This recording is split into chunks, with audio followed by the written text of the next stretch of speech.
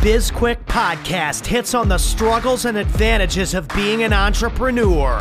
It's for anyone who's made the commitment to burn the boats and not look back. Are you a busy entrepreneur or small business owner trying to do it all?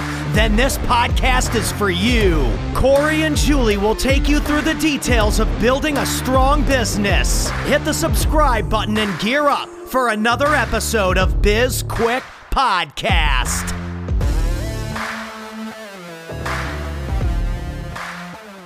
Hello, welcome to Bizquik. We've got an exciting guest today, Corey. Oh, yeah? Who is it, Julie? Yeah. It's Professor Pete.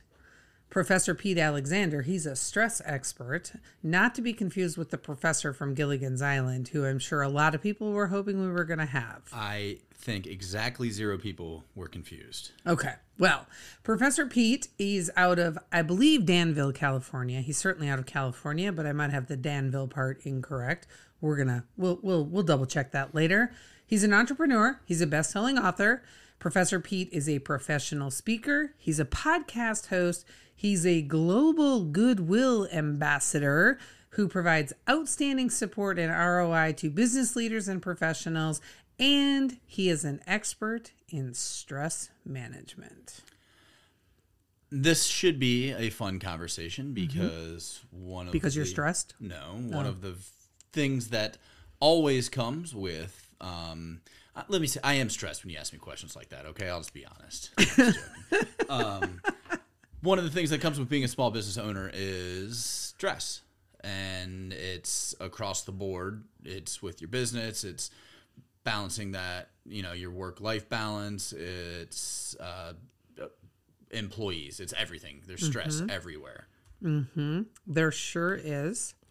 But if you can manage the stress, then you are miles ahead. A lot of people aren't very good at managing stress. That is accurate. What are some of the things that you do to manage stress, Corey? Well, it depends on the type of stress. How do you manage work stress? I figured it out a while ago. I can just unplug.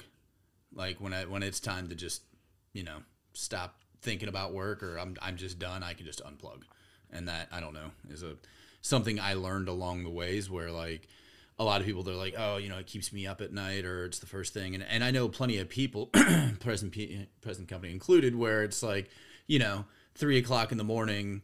Are you talking about me? Yes. Oh. But most people, it's like, oh, fuck, I need to answer that email. Or it's like, it didn't happen. It didn't happen. That's the way I look at it in my book. It's like waking up at 4 in the morning to answer emails isn't going to solve anything at all. So just let go and let God and just go to sleep. Like, and I don't know, it's something I figured out. And this was years ago in restaurants. And I get like little things that I can control stress me out, like minor annoyances like that will get under my skin. But like big problems, like cool as a cucumber. It's fine. Yeah, I remember one time we were recording a podcast. I don't remember which episode it was. This is, again, where we need a producer and an intern who can look this stuff up while we're talking about it.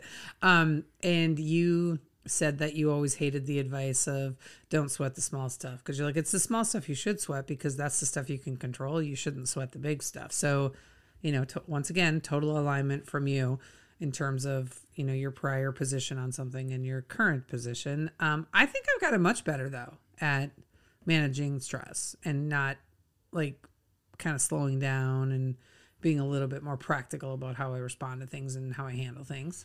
Sure. And being able to take time off and relax and not again, because it's one of those things where we've talked to people all the time, and if things aren't going their way or if it's not as business isn't as good, it's like, how many levers can I pull at the same time? And it's like pulling more levers isn't going to change anything.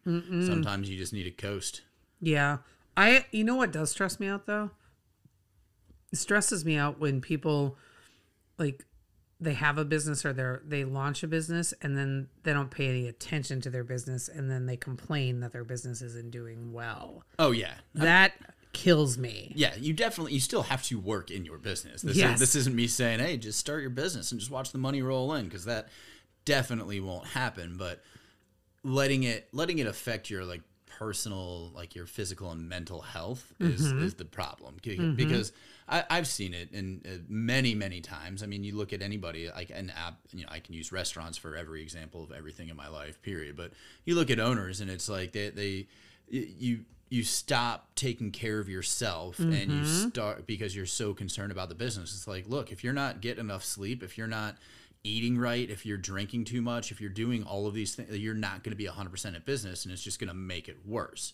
So at a point, business just has to stop, and that's something that I think everybody needs to understand and just become a little bit better at. Yeah, I think I agree.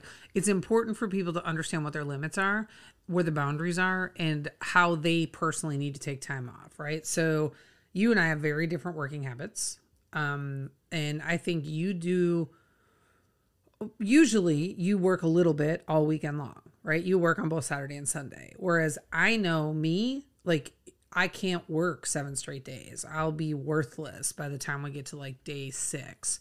So not day 6. Like, I was going to say, so you're worthless on Fridays? No, not day 6, like day 14 or 13, right? So I know I typically don't work on Saturdays unless there's something really compelling, and then I will. But for the most part, Saturdays, I don't turn my laptop on unless I absolutely have to. But I'll work on Sundays. I almost always work on Sundays, usually a full day.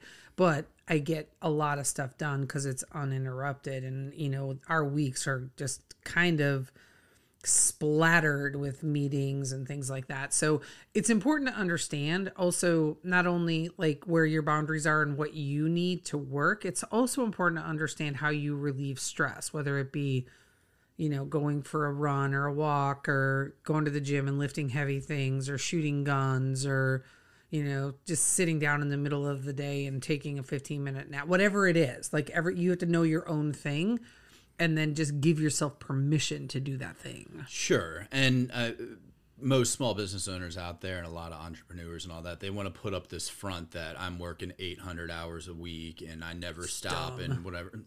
No, you don't have to do that. And most people, especially once you've been in it, see right through the disguise there, the lies that, like, I understand. I've got a friend and he talks, I'm always so busy. I'm so busy. And different friend, but different. Know the story still, but, and he, he does work a lot, and I'm not saying that he doesn't, but his time management skills are not fantastic. So he's doing it to himself. Yeah, he's doing it to himself because, he's working till 4 a.m. But the problem is that he's not actually working. It's like a little bit of work and then a little bit of this, whatever. So, yeah, we should wrap up though. I'm really curious to see what Professor Pete Alexander has to say about stress management and business owners and things like that. So let's say we take a break, and when we come back, we'll have Professor Pete. Hey everyone, we wanted to take a quick break to tell you all about our friends over at Podmatch. It's like a dating app, but for podcasts. This is a service we use to connect with potential guests for our show, and we connect with other hosts to be a guest on theirs. If you're an aspiring podcaster, have a podcast, or have something you want to share, head on over to podmatch.com/signup/bizquik, or click on the link in the show notes to get started. All right, welcome back to this show. We have Professor Pete with us. Professor Pete, thank you so much for joining us. We are really looking forward to this conversation today. Well, Julie and Corey, it's a pleasure to have to be on the show, and I really appreciate the time of your listeners.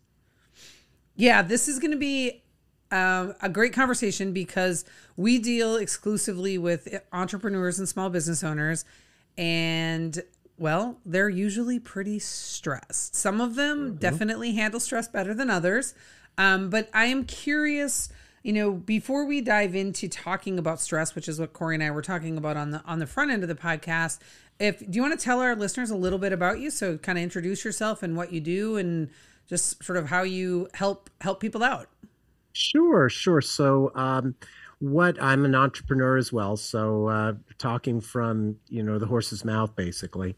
And, to get a little bit of a little background, why I started doing the stress relief work 3 years ago is because I started noticing some real issues about what stress was doing to my body. First of all, back in 2008, I got stress-induced diabetes from a perfect storm of stressful activities. And so I'm sure you guys can, remember at least a time or two when, you're mentally and emotionally overwhelmed. That was one of the times back then. And the problem is, and what a lot of entrepreneurs do, is they don't listen to their body about what stress is doing to them. And so what ended up happening is, I kept on burning the candle at both ends for another 10 years. And then all of a sudden, guess what? I ended up in the emergency room 1 hour from being comatose with a severe case of diabetic ketoacidosis. For your listeners who don't know what that means, in layman's terms, my body was eating itself alive because of my stress. And the crazy thing is that I was continuing to work. I got transferred to ICU after about 8 hours in the ER. Never been in ICU before. And I was still pushing myself. I didn't have my work laptop with me in ICU, but I'm there pushing myself with my phone. And at one point, the nurse on my second day in ICU, she comes over to me. They were checking my blood. My blood was the sugars were so high when I got admitted that the medical grade glucometers could not read my numbers. All they knew was that it was high. They estimated it to be 8 to 10 times higher than normal. And after a couple days, it came back down into somewhat more reasonable numbers. And then all of a sudden, there I was on my phone at 6 a.m. pushing. And she came and she checked my blood, and my numbers had skyrocketed again. And she says to me, just a matter of fact, complete stranger, she says to me, you realize that that's what put you in this hospital bed in the first place. And that was like an epiphany moment for me. I realized that, I was trading my health for my career. And that's a very bad trade. And so that was back in 2018. And so I decided, you know what, I got to concentrate on my health first. I did that.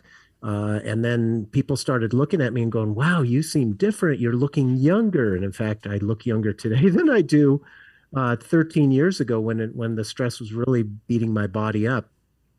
And they asked me, what are you doing? What are you doing? And so I ended up writing a book that did very well on Amazon. And now I, as part of many things that I do, I help people, come up with different ideas to help them with their stress, and that don't take a lot of time, but can have a huge, huge impact if they just take advantage of their own self-care for a couple of minutes a day. And self-care it's extremely important, and we're glad to hear that you got that all figured out, and you're healthy now. I am curious, did you get an award for getting the highest glucose levels in the hospital? I probably could have, or at least the award that was told to me was that the numbers were so high, they were thinking about doing a white paper on me. So whenever the medical audience says, oh, I'm thinking about it. I heard that one other time when I had a very torn rotator cuff. I think I'm going to do a white paper on this. That's never a good sign. No, it sure isn't. I have to say, I just want to acknowledge the comment that you made of trading my health for my career, and that's a very bad trade.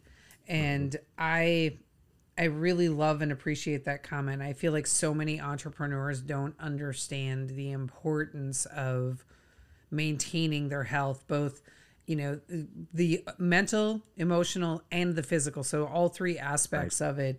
And, we've had a couple of experts on our podcast to talk about the importance of that balance and keeping things moving. So this is good because I think a lot of people look at stress as just sort of almost like they wear it like with a badge of honor. Like, I'm so stressed, and it's like, you gotta fix that. Go punch something or do something. So yeah, I really appreciate that comment.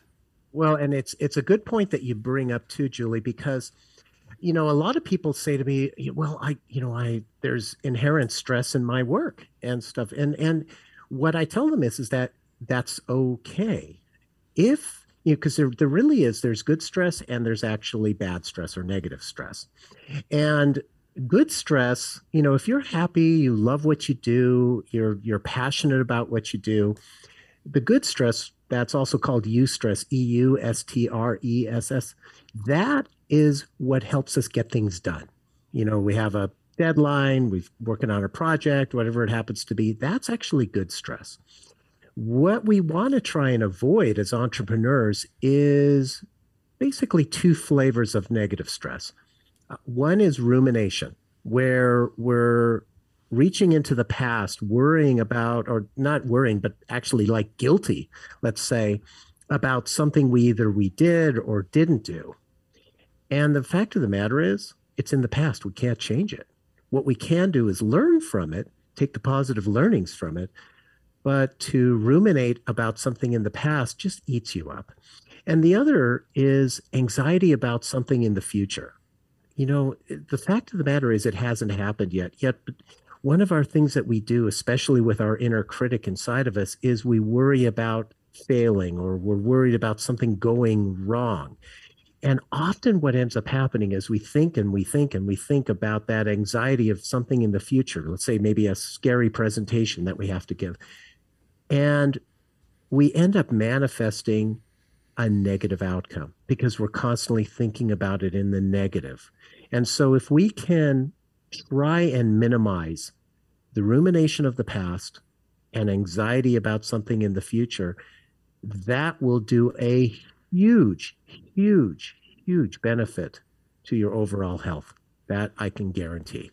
And that's something that we, along the same lines we preach here with our business is, you can't change what happened in the past, but you can learn from it. And you can't stop what's going to happen in the future, but you can prepare for it. And so when it comes to small business, a lot of people, obviously, 99.9% of the world was surprised by the pandemic last year. Yes. And there are a lot of people who just kind of, stuck their head in the sand and they're like, I don't know what to do. And then there's other people who got through it, and unbeknownst to them that they had been prepared for that. They had a savings. They had trained their employees. They had different levers that they could pull, even though on the front half of this, I was like, everybody's pulling every lever. But they had different things that they could do, and they were more prepared than they thought. And that's one of the things that we try to do with our businesses and the people we work with is you can't plan for everything, but you can build a strong foundation. You can train your team. You can do all of these things that when the bad things inevitably happen, you're going to be able to respond to them better. Yeah, and that's a really good point. I mean, my primary business is interior landscaping. And so it's the fourth largest company, Office Plants by Everything Grows, fourth largest interior landscaper in the San Francisco Bay Area. And when COVID hit last year, roughly March, in approximately 30 days, and imagine, this is interior landscaping of businesses. So if people aren't going into the office, they don't need plants in the office. Hello. So talking about what you said, Corey, about what wouldn't be planned. Well, so from a management standpoint, we're very smart about keeping reserves just in case, the emergency fund kind of things. And that came into play very, very effectively for us because in 30 days, approximately, we lost 60% of our business. So literally the growth that we had experienced between 2013 and 2019 had disappeared in 30 days. And so obviously that was a big stressor for the company. And what we did is we didn't panic. We're just thinking, good God, what's happening here? And what we did was we just focused on our core values, and we focused on the employees who were willing to still go out there and work, because we had some of our employees who just were terrified of going out and being exposed. So we said, hey, no problem. That's not, we're going to go ahead and honor that. the employees that did want to, those are the ones that not only did we give them extra bonus every month, a COVID bonus basically for that, but we made sure that they were being tested, that they were being taken care of so that they did not have an adverse effect. So it was a really interesting scenario. And now, because of how we managed the business, this year we're on the upswing back, and we have an outside chance with 4 months left in the year. We have an outside chance of getting back to at least 2018 numbers, if not close to 2019 numbers. Did you make? I'm curious. Did you make any pivots in the business from doing like the interior landscaping to other things that were that are related but are slightly different and would have a bigger impact, or would be still useful to businesses even though the people weren't coming in? No, so we didn't do that. One of the things that what we found was that there's other types of services that companies can do, and what we found is we got to stick with the core, because that is what we know. And I know a lot of companies, what they do is they'll have different product lines or service lines, but for us, this has been a great niche for us. And so we decided, no, what we were going to do is we were going to concentrate on the types of businesses that are still operating.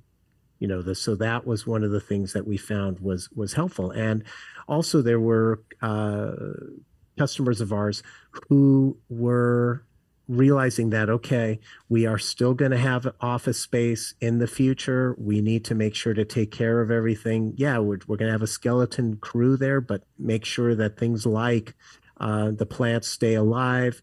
So those are the kind of things that we concentrated on, and I'm grateful for that, because one of the things that we have found as we've tried different other services is that it distracts us.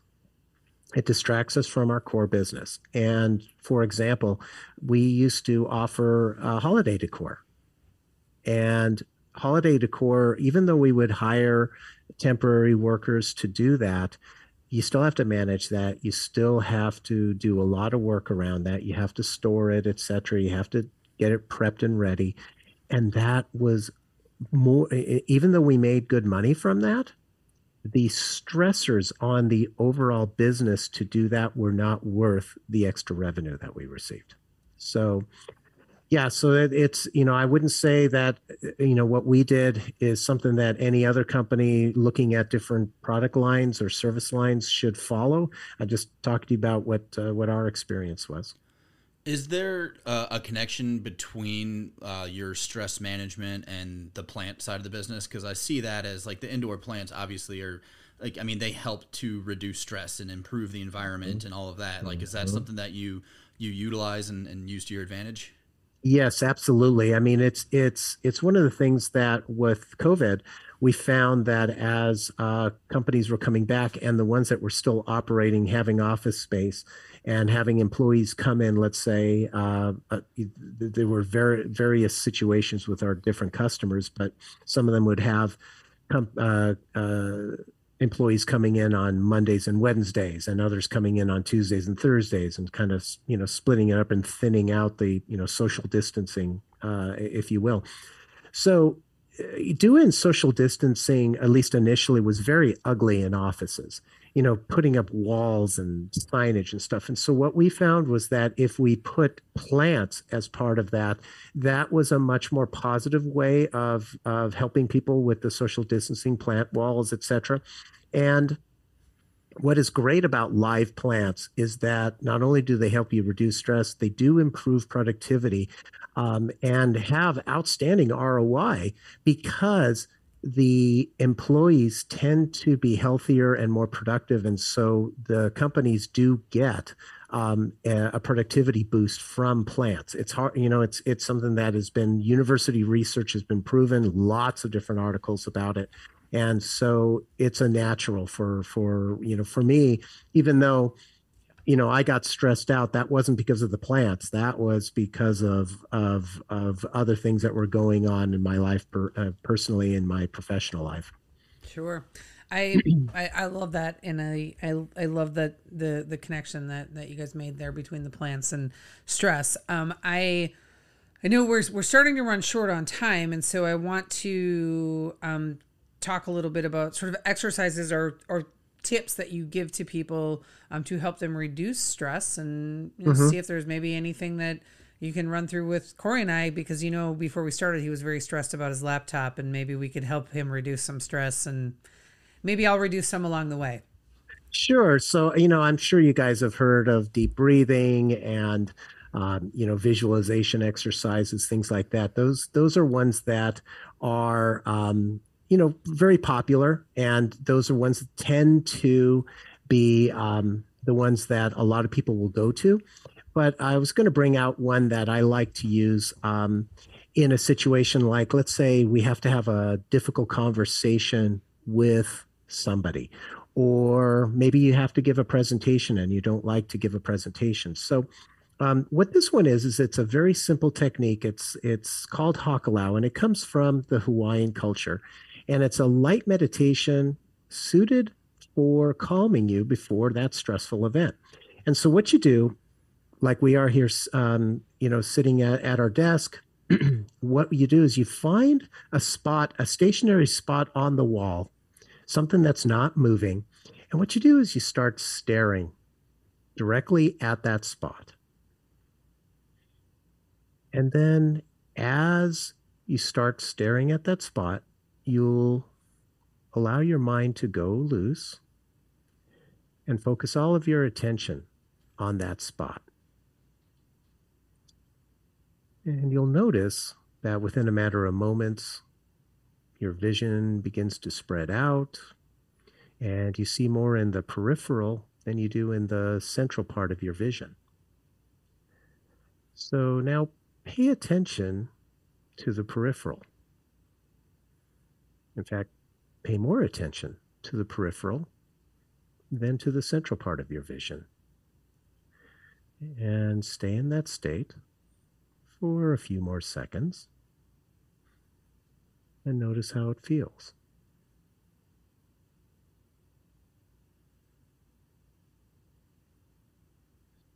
Then you close your eyes, open them back up, and notice that you're more centered, more grounded, and ready to take on whatever that perceived stressful event is. Something you can do anywhere as long as you have just 1 minute. I feel like we should have premised that beforehand so everybody could have known to stop what you're doing. Don't do that if you were driving. Pull off to the side of the road. Exactly. Yeah. So if you're listening, absolutely. If you're listening, I should have said that too. But yeah, that's something. Well, I think partially I said that choose something that's not moving. If you're in your car, probably everything's moving. Yeah. Yeah. That was good. Good. I can feel my peripheral vision expanding. Yeah, it's really interesting because when you have that peripheral vision and you're more aware of it, you just have this grounding that automatically happens. And then what also happens is that as you're doing that, your breathing starts to slow down and gets more rhythmic. And so that just automatically happens. That's why, the deep breathing, if you do that by yourself and stuff, that works. But a lot of people go, and then they all of a sudden feel like they're going to hyperventilate. And so this is much easier because 1 minute and your mind is focused on that peripheral. It's not thinking about, oh my God, what am I supposed to do? Yeah. Okay. Well, that's great. Well, we need to start wrapping up. But before we do, I wanted to ask you 2 quick questions. The first one is, Is there anything that we can do for you, Professor Pete? How can we help you? Well, for me, I appreciate you asking. Having your visitors and listeners, if they want to get more stress relief techniques and stuff, I have a blog that has over 150 of them. So, and they're all quick and easy ones to implement. So, go to PeteAlexander.com for that. And I'd love for others. I have a popular podcast myself, and the Winning at Business and Life podcast, which they can find on my website as well. So, give a listen to that. Has some great insights to help people reduce their stress as well. Because guess what? If you're successful and you love what you do, that's good stress. That is good stress. And I'm assuming that you also just told our guests how they can find you. Is there anything else you want to let them know that we'll drop in our show notes? Sure. Yeah, PeteAlexander.com, the website there that'll have the stress relief tips and the podcast info. And then if they are interested in plants for reducing stress, by all means, have them visit officeplants.com. Perfect. Thank you so much, Professor Pete, for coming on our show. We really appreciated your time and the conversation, and that exercise was a good one.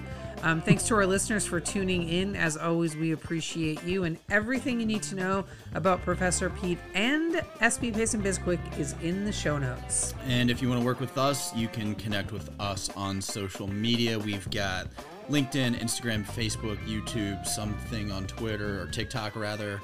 We got rid of Twitter. And basically, if you need to know anything about us, just go to our website, sbpace.com. Yeah, we would love it if you would download and rate our podcast, review it, and goodness gracious, you should subscribe, because we've got a lot of good topics that we cover.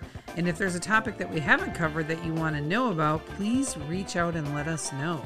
Don't forget to purchase our book. It is called Seriously Now What? A Small Business Guide to Disaster Preparedness. It is a #1 bestseller on Amazon. We have a digital workbook download, and if you've already purchased it, please go out to Amazon, rate and review it for us. I'm Julie. And I'm Corey. And this was Bizquik, helping entrepreneurs reduce their stress.